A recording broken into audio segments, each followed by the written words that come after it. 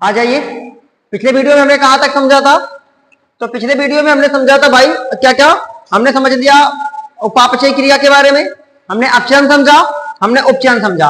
आज हम समझेंगे किसके बारे में? पोषण न्यूट्रिशन के बारे में, जो कि आपके चैप्टर का नाम भी है। तो पहले समझते हैं। देखो, सबसे ज्यादा विकसित प्राणी कोई है, अगर धरती पे सबसे ज्यादा विकसित कोई प्राणी है तो वो कौन है? मानव है। अभी इसको भूल जाइए, कुछ पल के लिए भूल जाइए, है ना। सबसे विकसित प्राणी कोई है तो वो कौन है? मानव है। क्यों मानव है? क्योंकि हमारे पास अलग अलग कार्य के लिए क्या पाए जाते हैं? तंत्र पाए जाते हैं। अब तंत्र क्या कहेंगे? तो देखिए, अंगों का समूह, अंगों का समूह क्या कहलाता है भाई मेरे? तंत्र कहलाता है। हमारे पास कई तरीके के तंत्र हैं, और हमारे का मतलब केवल मानव ही एक ऐसा जीव है जिसके पास अलग अलग कार्यों के लिए क्या पाया जाता है? तंत्र पाया जाता है। फॉर एग्जाम्पल समझते हैं, हमारे पास क्या होता है? सबसे पहले आप पोषण पढ़ रहे हैं तो हमारे पास पाया जाएगा पाचन तंत्र। अब पाचन तंत्र में कई अंगों का समूह होता है जो मिलके केवल और केवल किसका काम करते हैं? पाचन का काम करते हैं। दूसरा आप समझ लीजिए, पाचन के बाद, है ना, पाचन के बाद आप श्वसन समझ लीजिए, श्वसन तंत्र। अब पाचन तंत्र में आप जानते हैं मुंह आ जाएगा, जीभ आ जाएगी, दांत आ जाएगी, आहार नाल, छोटी आंत, बड़ी आंत, आमाशय, अग्नाशय, है ना, ये सारे अंग कहां आएंगे? पाचन में। उसी तरीके से दूसरा होता है श्वसन तंत्र। अब जितने अंगों का मैंने नाम लिया, ये सारे के सारे किसमें काम करेंगे? सारे के सारे पाचन में काम करेंगे, सबके सब खाना पचाएंगे। दूसरा है श्वसन तंत्र। इसमें आपकी नाक आती है, आपकी ग्रसनी आती है, आपकी श्वास नली आती है, आपका फेफड़ा आता है। ये सब क्या काम करते हैं? ये केवल और केवल श्वसन का काम करते हैं। ठीक है। इसके बाद क्या आ जाएगा? इसके बाद हमने पढ़ना है परिवहन। इसके बाद होता है परिवहन तंत्र। परिवहन तंत्र क्या काम करता है भाई मेरे? तो परिवहन तंत्र के अंदर हृदय आता है, धमनी आती है, सीरा आता है, लसिका आती है। ये आपके शरीर में पदार्थों को एक स्थान से दूसरे स्थान तक पहुंचाने का काम करते हैं। इसके बाद आ जाता है उत्सर्जन तंत्र। उत्सर्जन तंत्र,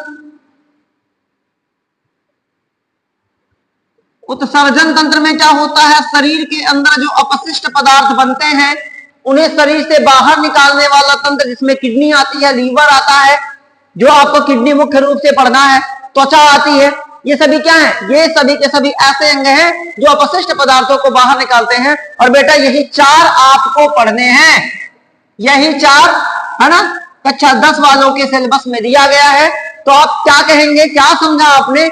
कि पृथ्वी पर मानव एक ऐसा प्राणी है जो सबसे ज्यादा डेवलप है, जो सबसे ज्यादा विकसित है, क्योंकि इसके पास अलग अलग कार्यों के लिए अलग अलग तंत्र पाए जाते हैं। अगर आप अमीबा देख लो, एक कोशिका, ये सारी प्रक्रियाएं उसकी एक कोशिका में होती है। समझ रहे? केचुआ देख लीजिए, बहुकोशिकीय है, लेकिन उसके पास अलग अलग तंत्र नहीं पाया जाता। तो मतलब हर जीव के पास ये क्षमता नहीं होती है कि उसके पास अलग अलग तंत्र पाए जाएं अलग अलग कार्य करने के लिए। अब समझते हैं। अच्छा, ये पांचों के पांचों तंत्र, चारों के चारों, अभी बहुत सारे तंत्र हैं, जैसे तंत्रिका तंत्र है, जनन तंत्र है, वो आपके सिलेबस के लिए नहीं है। आपके लिए ये 4 टॉपिक हैं, चारों को आपको पढ़ना है। इसको एक एक चैप्टर करके हम पढ़ेंगे। हम पाचन तंत्र पढ़ेंगे, श्वसन तंत्र, परिवहन तंत्र, उत्सर्जन तंत्र, आराम से पढ़ेंगे। अभी बहुत टाइम है हमारे पास। फिलहाल क्या समझेंगे हम समझ रहे हैं कि भैया मानव सबसे, है ना, सबसे विकसित प्राणी अगर पृथ्वी पर कोई है तो वो कौन है? मानव है। अब मानव है तो मानव में 5 प्रकार के तंत्र पाए जाते हैं, लेकिन कई तंत्र होते हैं, लेकिन जो सभी तंत्र होते हैं वो एक दूसरे पर क्या होते हैं? डिपेंड होते हैं। एक की क्रिया को दूसरा क्या करता है? प्रभावित करता है। समझ रहे हैं बात को? जैसे फॉर एग्जाम्पल समझने की कोशिश करो। अगर आपका परिवहन तंत्र, अगर आपके हृदय को, आपकी धमनी को, आपकी सिरा को काम करना है बेटा, तो एनर्जी चाहिए होगी, ऊर्जा चाहिए होगी। और ऊर्जा मिलेगी कहां से? जब आप भोजन ग्रहण करोगे। तो भोजन वाला प्रोसेस तो आ जाता है पाचन तंत्र में, परिवहन दूसरा तंत्र हो गया। लेकिन इसका मतलब क्या है कि कहीं ना कहीं सभी तंत्र एक दूसरे से क्या है? जुड़े हुए हैं। बातें समझ में आ गई? तो मानव एक विकसित प्राणी है जिसमें अलग अलग क्या पाए जाते हैं? तंत्र पाए जाते हैं और सभी पाचन तंत्र एक दूसरे पर क्या होते हैं, निर्भर होते हैं। अब समझेंगे हम, अब हमारा सिलेबस चालू हुआ पोषण, जो आपके चैप्टर थे। अभी तक हमने जो बातें पढ़ी है वो इसे जोड़ने के लिए समझा। अब बात आती है पोषण क्या है आखिरकार। अब एक सवाल आपके दिमाग में आता रहा होगा बचपन से कि खाना क्यों खाते, खाना ना खाएं तो क्या होगा। हाँ, उत्सर्जन का मतलब शरीर से अपशिष्ट पदार्थों को बाहर निकालने की प्रक्रिया क्या कहलाती है, उत्सर्जन कहलाती है। भाई देखो, अगर आपने खाना खाना है, आप कुछ भी, मैंने अभी कल समझाया कि आप जब कभी भी कुछ भी क्रिया कर रहे हो, आपके शरीर के अंदर दो ही तरीके की प्रक्रियाएं हो रही होती हैं, या तो अपचयन हो रहा होता है या तो उपचयन, यानी कि या तो पदार्थ जुड़ रहे होते हैं या तो पदार्थ टूट रहे होते हैं। जब पदार्थ जुड़ रहे होते हैं या पदार्थ टूट रहे होते हैं, उस दौरान क्या होता है, उस दौरान भाई साहब कुछ ना कुछ अपशिष्ट पदार्थों का निर्माण हो जाता है, जिनका हमारी बॉडी में कोई आवश्यकता नहीं है। उन्हीं पदार्थों को बाहर निकालने की प्रक्रिया क्या कहलाती है, उत्सर्जन कहलाती है। मतलब अपशिष्ट पदार्थों को शरीर से बाहर निकालने की प्रक्रिया क्या कहलाती है, उत्सर्जन कहलाती है, जो कि हम विस्तार से पढ़ने वाले हैं। अब हम समझेंगे पोषण के बारे में। तो मैंने अभी बताया कि आखिरकार भोजन की आवश्यकता क्यों पड़ती। तो भाई देखो, आपने, आपके घर मोटर कार होगी, आपके घर अगर बाइक होगी, आप एक साइकिल का एग्जांपल लो, उसे चलाने के लिए आपको किसकी जरूरत पड़ेगी, एनर्जी की, ऊर्जा की आवश्यकता पड़ेगी। अब डीजल, पेट्रोल है ना, अब सीएनजी की गाड़ियां चल रही है ना, तो मामला क्या है, इन्हें चलाने के लिए एनर्जी की जरूरत पड़ती है। ठीक उसी तरीके से हमारी बॉडी भी एक मशीन है, उसे चलाने के लिए किसकी आवश्यकता पड़ेगी, ऊर्जा की आवश्यकता पड़ेगी। वही इस चैप्टर में इन्वॉल्व है कि आखिरकार एनर्जी मिलती कहां से है। तो आपका टॉपिक है पोषण। पहले मैं इसे समझा देता हूं, परिभाषा लिख दिए देता हूं, पोषण क्या होता है। तो भाई देखो, ग्रहण किए गए भोजन, ग्रहण किए गए भोजन से प्राप्त ऊर्जा का उपयोग शरीर की कोशिकाओं द्वारा, शरीर की कोशिकाओं द्वारा शरीर के वृद्धि व विकास में करना ही, वृद्धि व विकास में करना ही पोषण कहलाता है, पोषण कहलाता है। अब बात आएगी क्या मतलब है इस परिभाषा का। तो देखो, कभी भी आप आगे जब मैं आपको पाचन तंत्र पढ़ाऊंगा वहां बताऊंगा कि भोजन आपको बेटा 1 ग्राम एनर्जी चाहिए या फिर बहुत सारी, कुछ प्रोसेस होते हैं जिससे गुजरना ही होता है। जैसे सबसे पहले भोजन का अंतर्ग्रहण होगा, यानी कि भोजन को उठाओगे खाओगे। फिर जीभ है, दांत है, दांत क्या काम करता है, भोजन को पीस के महीन करेगा, जीभ क्या करेगी, इसमें लार मिला देगी। तो इसको बोलते हैं पहली प्रोसेस भोजन का अंतर्ग्रहण। दूसरा, जब दांत उसको तोड़ तोड़ के छोटे छोटे टुकड़ों में बनाता है उसको बोलते हैं पाचन।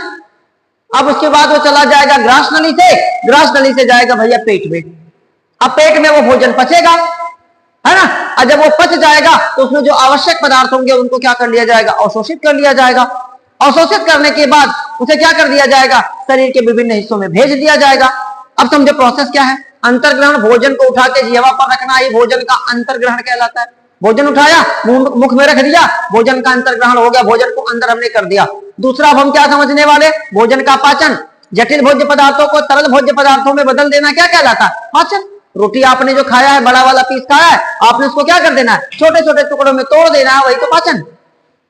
अब जब भोजन पच गया, उसमें से आवश्यक पोषक पदार्थ जो आपकी बॉडी को जरूरत है उसको क्या करना, अवशोषित कर लेना, वही क्या कहलाता है, अवशोषण कहलाता है।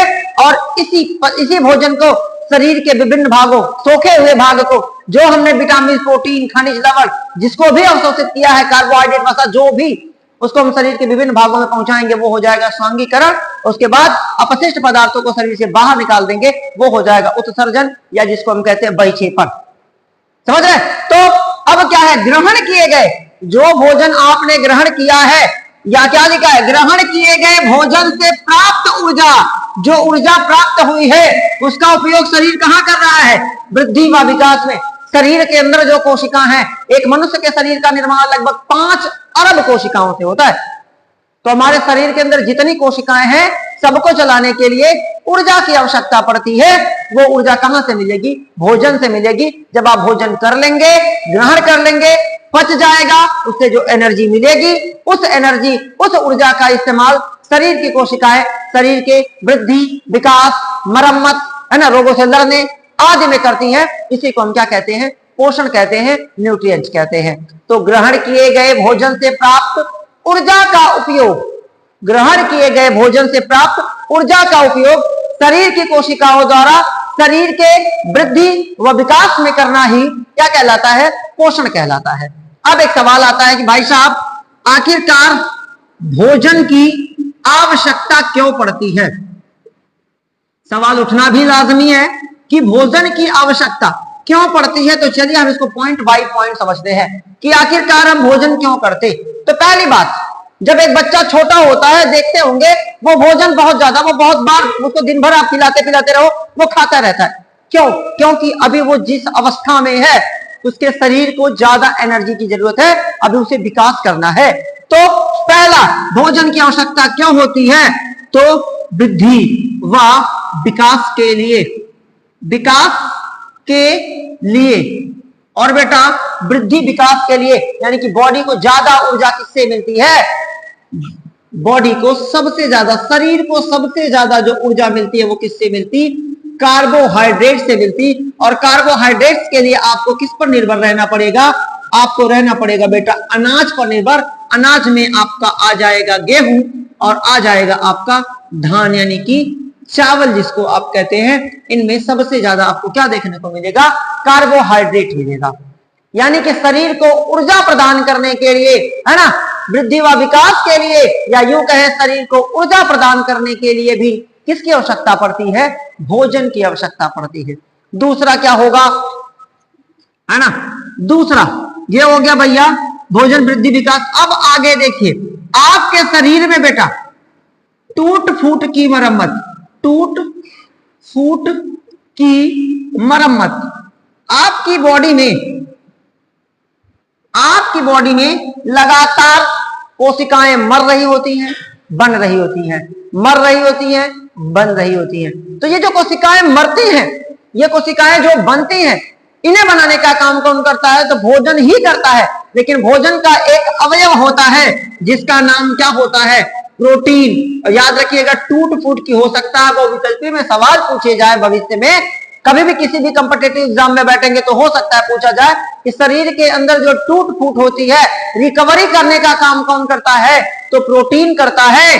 प्रोटीन, और प्रोटीन किससे मिलता है? मुख्य रूप से दाल से मिलता है। और किससे मिलता है? सोयाबीन से मिलता है। और किससे मिलता है? मछली से मिलता है। तो ये सारी चीजें क्या करती हैं? आपके शरीर के अंदर जो कोशिकाएं मर जाती हैं, उनकी टूट फूट में मरम्मत कौन करता है? भाई साहब, भोजन। दो टॉपिक हमने समझा कि भोजन क्यों जरूरी। पहली चीज, शरीर की वृद्धि विकास, यानी कि शरीर को ऊर्जा देने के लिए हमें किसकी आवश्यकता पड़ेगी? हमें किसकी आवश्यकता पड़ेगी? भोजन की। और भोजन में क्या चाहिए हमें, क्या इन्वॉल्व हो? तो सबसे ज्यादा भोजन में कार्बोहाइड्रेट होता है। आप ज्यादा से ज्यादा, आपके घर 80% जो उत्पाद है, खाने वाली चीजें हैं, या तो वो गेहूं से बनी होंगी या फिर वो चावल से बनी होंगी। बस हम मुख्य रूप से दो चीजों को भोजन के रूप में सबसे ज्यादा इस्तेमाल करते हैं, या फिर वो चावल हो सकता है या फिर दाल। 80% उत्पाद आप अपने आसपास देखिए, आप बिस्किट खा रहे हैं, कहीं ना कहीं गेहूं से बना है। टॉफी खा रहे हैं, कहीं ना कहीं इसमें, है ना, गेहूं इन्वॉल्व है। आप जो कुछ भी आप अपने आसपास देखिए, ज्यादातर जो चीजें होती है वो गेहूं और चावल के उनमें भागीदारी होती है। प्रोटीन आ गया। आगे समझते हैं, रोगों से रक्षा, रोगों से रक्षा। अब भाई देखिए, शरीर है तो पहले समझेंगे रोगों से रक्षा। तो रोगों से रक्षा समझने से पहले रोग समझे। रोग क्या होता है बेटा? बिल्कुल आसान परिभाषा, जब शरीर की कोई क्रिया बाधित हो जाती है, मतलब शरीर का कोई अंग सही तरीके से काम नहीं कर रहा होता है, वही तो रोग है। अरे भाई, अगर आपको सर्दी जुकाम हुआ तो आपको सांस लेने में दिक्कत, आपका पेट गड़बड़ हुआ तो आपका डाइजेशन सिस्टम गड़बड़ है, पाचन तंत्र गड़बड़ है, समझ रहे कि नहीं? बार बार आप बीमार हो रहे हैं तो आपका प्रतिरक्षा तंत्र गड़बड़ है।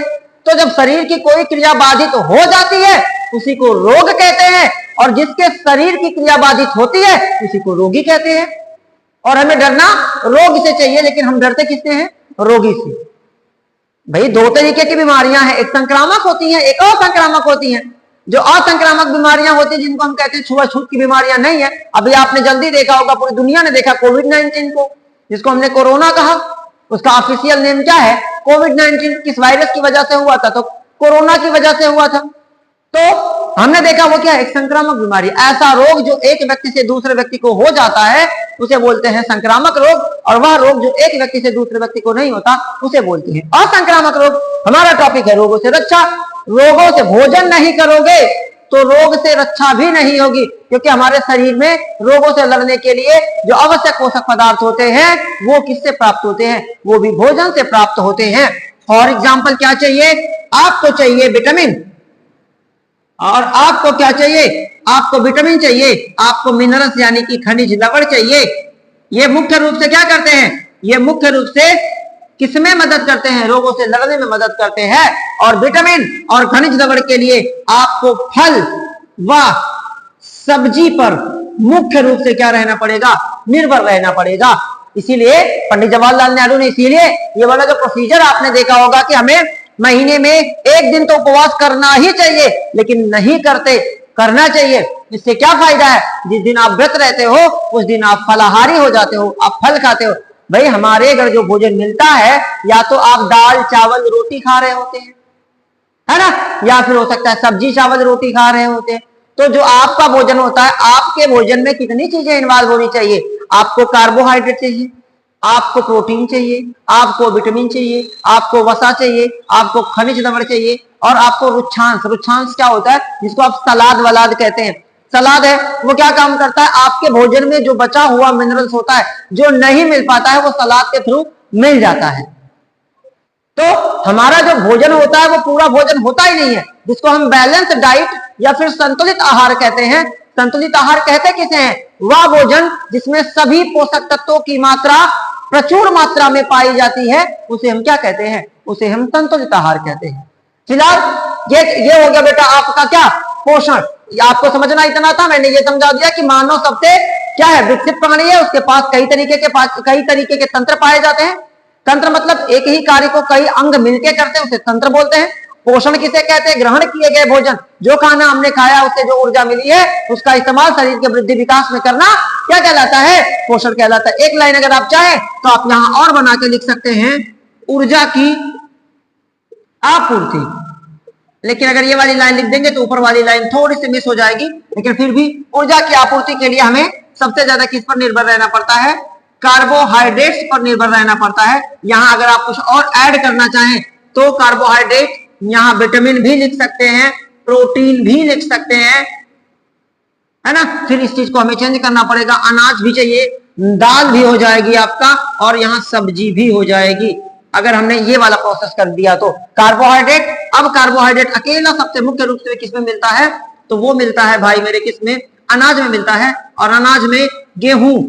पहचानेंगे कैसे? अभी मैं बता रहा हूं। देखो भाई, जिसके ऊपर का हिस्सा, अगर मान लो ये कोई फसल है, इसके ऊपर का हिस्सा, अगर ऊपर का हिस्सा अगर खाता है बेटा जानवर, सॉरी मनुष्य, अगर ऊपर का हिस्सा मनुष्य खाए और नीचे का हिस्सा कौन खाता है? जानवर खाता है, पशुओं के लिए होता है, तो उसे हम अनाज की श्रेणी में रखते हैं, उसे हम अनाज कह सकते हैं। ये पहचानने का बेसिक कॉन्सेप्ट है कि किसको हम अनाज बोलेंगे। वरना आप ये जान सकते हैं कि जिसमें कार्बोहाइड्रेट की मात्रा अधिक होती है उसे हम क्या बोलते हैं? उसे हम